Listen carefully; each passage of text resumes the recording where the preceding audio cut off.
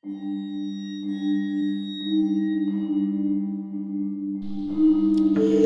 سنة وانتوا طيبين وبخير. مناسبة شهر رمضان أنا اتأخرت عنكم كام يوم، بس جاية لكم النهاردة بقصة خطيرة بتتكلم عن الفلوس الملعونة بخصوص الممثل الشهير رعد المصري.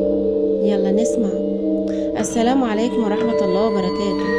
بيقول كنت واقف في يوم من الأيام على سطح فيلته، نزلت عليه فلوس من الهواء، فلوس كتيرة ملهاش عدد، فحب يفرح الناس وبيديلهم فلوس كتير. في يوم من الأيام شاب اسمه حسام خد ورقة من الفلوس وفرح جدا، قال أخيرا الحظ ابتسم ليا. لكنه في نفس الليلة سمع همسا غريبا في غرفته، استيقظ لا يجد الورقة اللي أخدها جاثمة على صدره وكأنها تراقبه. حاول أن يمزقها لكنها ظلت سليمة. في الصباح اختفي حسام بلا أثر له.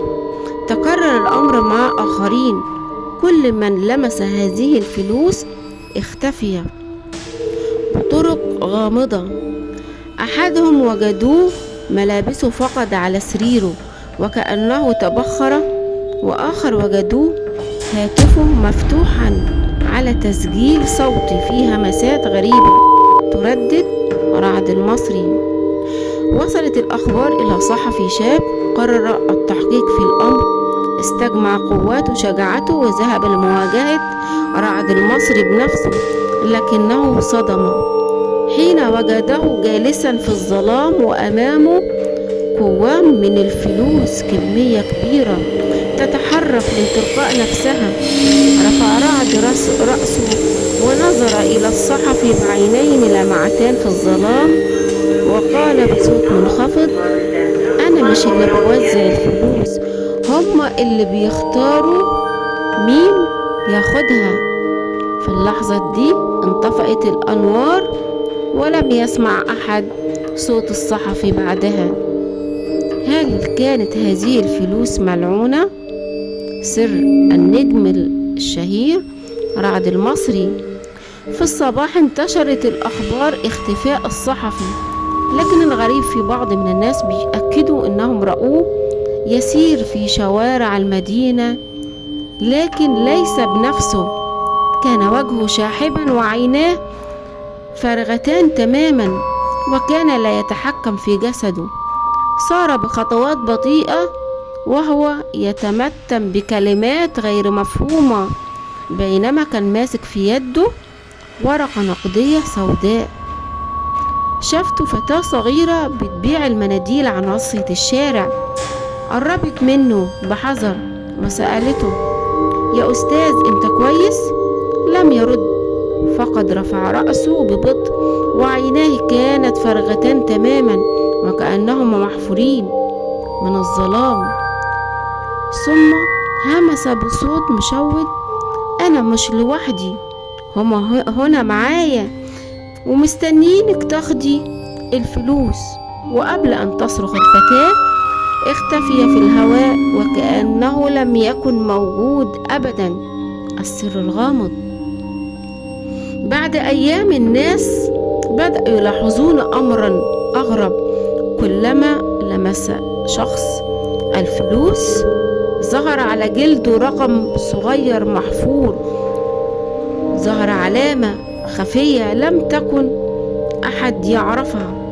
ماذا تعني العلامة دي أو تعرف بإيه الأرقام دي؟ لكنها كانت أعداد غريبة.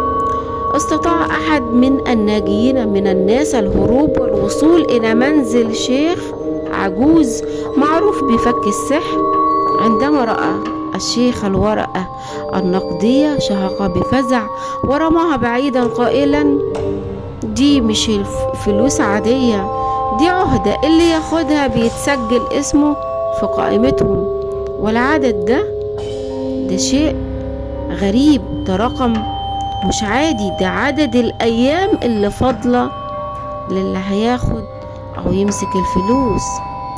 الشيخ وهو بينظر برعب إلى الظل الطويل الذي امتد خلف الناجي الشاب لم يكن ظل عادي، ظل إنسان، وقبل أن ينطق بأي كلمة أو يتكلم بكلمة الأنوار انطفأت، رغم إن هي فضلت شمعة الواحدة، شمعة منورة.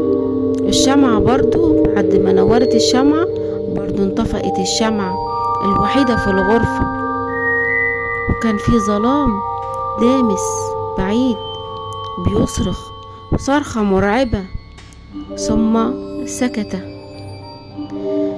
كان الشهير رعد يعرف سر هذه الفلوس، ومين هم الذين يختارون الضحايا، والأهم هل يمكن لأحد النجاة بعد لمس الفلوس مرة تانية؟